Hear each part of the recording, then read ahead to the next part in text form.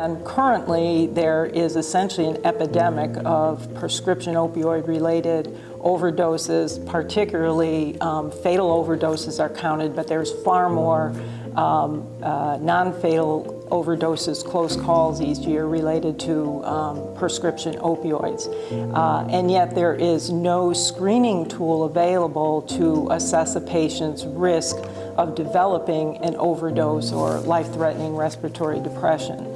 So we set out to develop such a tool, and the way we did it is we assessed, the literature is replete with papers and studies looking at various populations and assessing the risk factors for that outcome, particularly fatal overdoses. Non-fatal ones have not been well studied.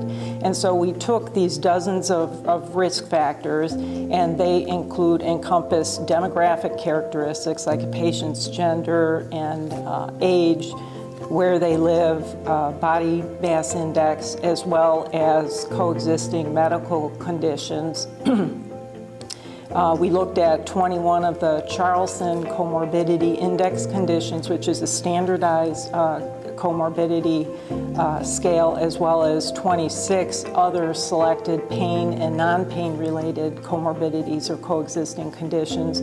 We also looked at prescription medications they were taking, obviously a number of features of the opioid, such as the active ingredient, the formulation, whether it was an extended release long-acting formulation or a short-acting preparation.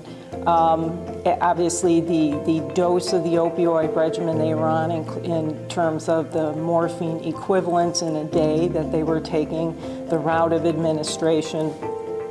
And we also looked at non-opioid prescription medications that are known to potentiate the adverse effects of opioids, particularly in depressing the central nervous system and the respiratory system, and those include sedatives, benzodiazepines, antidepressants, antipsychotics.